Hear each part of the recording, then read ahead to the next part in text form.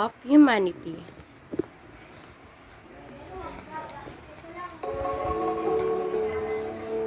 The overthrow of the human species by machine is by no means inevitable. It will not happen overnight.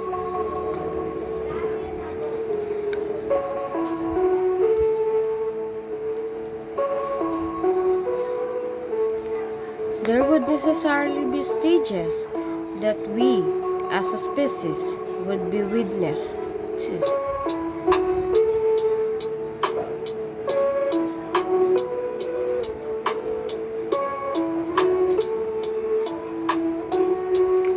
Initially, there would be a state of reasonable reliance on machines to augment our thinking in advance of relegating it excessively and detrimentally to them.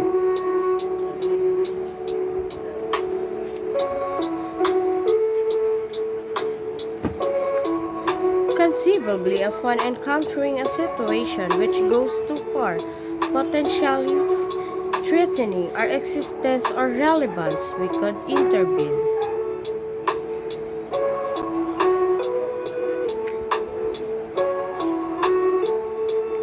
There is no doubt that innovation is part of our nature as human beings. Invariably, we should, must, and will continue to build and ascend into the acquisition.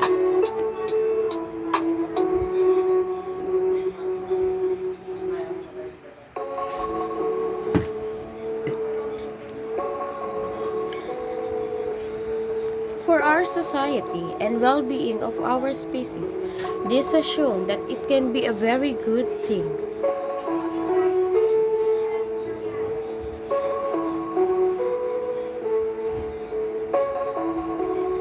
We have reached a challenging point, however, it is vital that we start thinking considerately and perhaps differently about our approach to innovation.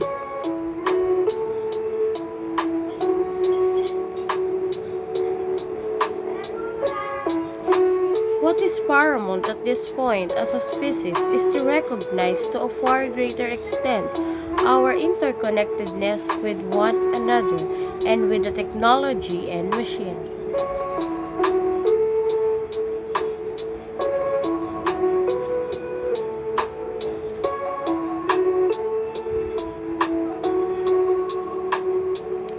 We have great but narrowing opportunity to be more deliberate in our approach to innovation.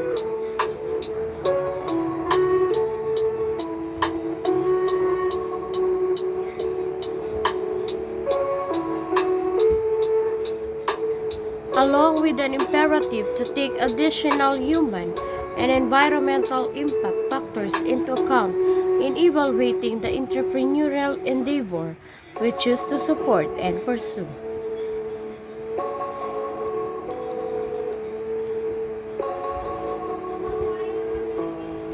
From this vantage point, the future does not need us, perhaps in ways we have not yet considered.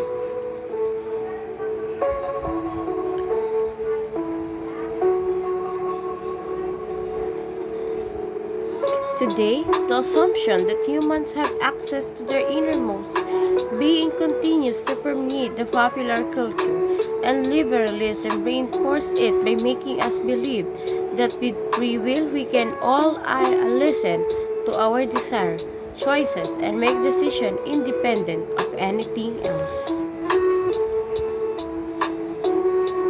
Science, on the other hand, boldly stepped into the ad that all human behavior functions by the cause and effect law, and everything we feel, do, or think is actually a result of our biochemistry and millions of years of evolution. We saw many positive things this year, and believe me, the events of 2020 are going to reshape the future of humanity.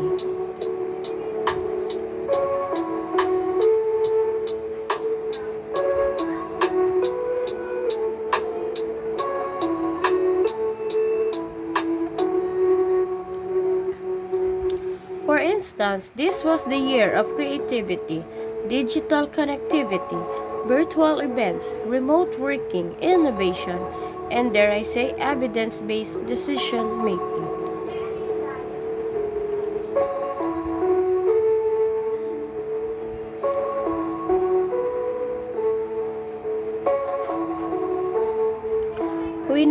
We saw many inventions in the field of healthcare, fintech, and online education.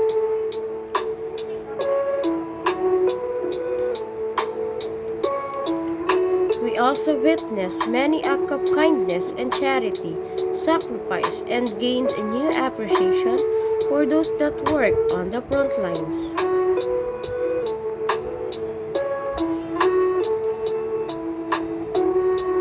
There has also been a greater demand for accountability and transparency in decision making, inclusive of all sectors.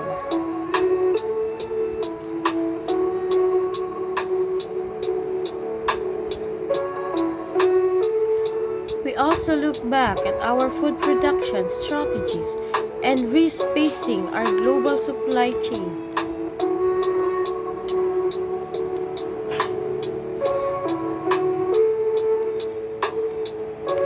During this year, we also talk about the prospect of digitalization and digital economy, green finance, data protection, and the importance of cybersecurity.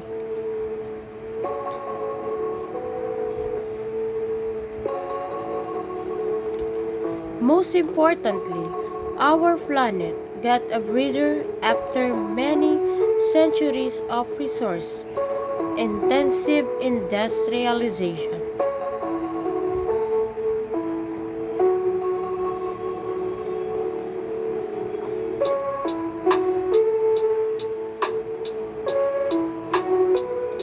Most scientists and sociologists agree that where humanity is headed in the near future can boil down to three possibilities. The first and most desired possibility is the human race spreading outwards into space and eventually establishing a galactic empire.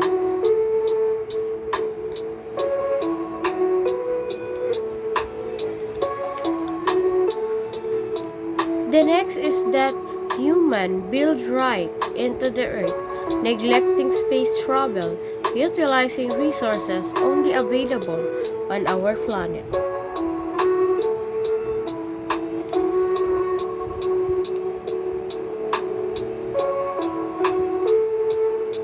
The third and least desired possibility is that humanity ceased to exist either due to a self-wrought apocalypse or a catastrophic disaster, cosmic or natural.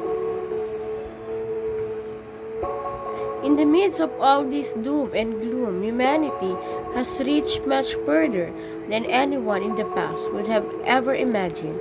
Instead of waiting decades for the next significant invention, we now innovate every year.